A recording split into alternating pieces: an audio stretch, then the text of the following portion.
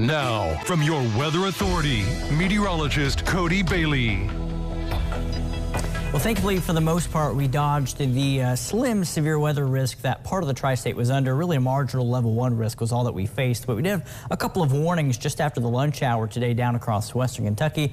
No issues, though, here. Temperatures ahead of that cold front, very warm. We talked to some people today who said went outside and felt like the middle of spring, and that was definitely the case. Look at these high temperatures prior to the cold front moving through. 65 the high earlier this afternoon, or actually late this morning. It was just after 10 o'clock this morning. The high temperatures in the 60s. 66 down to the south for Calhoun and Madisonville as well. We're not going to be seeing these anytime soon. In fact, tomorrow is going to be a really chilly and breezy day, but we are going to see a little bit of sunshine breaking out.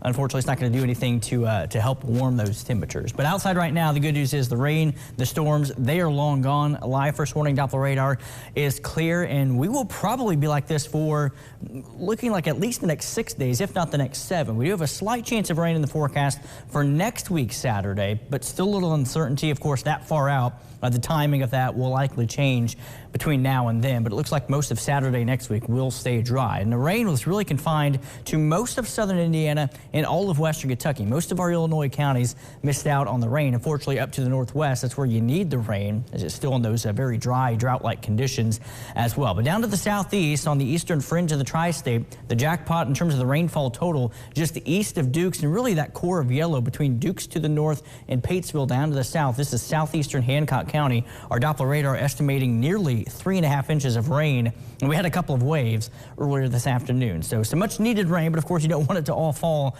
in one time. But we didn't have any reports of localized flash flooding, so that's some good news as well. And outside right now, well, we are seeing quite a bit of clear skies for part of the tri-state, but clouds beginning to move back in. But this is a live look at the Twin Bridges with traffic on both the south and the northbound lanes. Looks like everything is just fine here late on this Saturday night. That's our Ellis Park Tower camera from downtown Owensboro, high top of the Hampton Inn. It's a view of the bridge there, with the lights dancing there at the on the bridge there. Our Bill Morgan Roofing and Construction Tower camera. I'll step off so you can see the overcast skies that really dominated the area. We had a little sun this morning, but you can see wave number 1 around the lunch hour, then another round of showers and storms pushing through, and then a pretty decent sunset with the clouds breaking apart, and not too bad of an end to what was a pretty dreary day overall.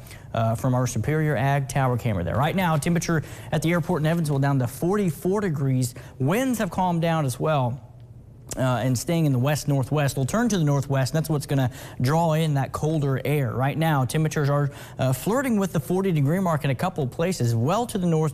Up in Knox County, 41 in Vincennes. Carmi, you're also down to 41 degrees, but still mid-40s to the south and southeast. From Fordsville down to Beaver Dam at 46. Calhoun also 46 right now. And again, we'll continue that drop into the upper 30s and eventually the low to middle 30s by daybreak tomorrow. And of course, behind this cold front, a big drop in temperatures by 10 to nearly 20 degrees. 19 degrees colder right now in Carmi compared to this time yesterday evening. But I mentioned we had those clouds breaking apart earlier this evening. Now they're building back in as we get kind of a little bit of a spin and wrap around moisture. No precipitation, but with this low pressure, we're kind of getting the last bits of moisture kicking down to the southeast with these clouds. So they'll be with us off and on tonight and at least early tomorrow. I think the second half of tomorrow featuring a little bit more sun, at least a mix of sun and clouds for your Sunday. But again, behind this front, we're going to be dealing with chilly conditions with highs struggling to make it out of the 30s. May get some low 40s in some spots, especially if we see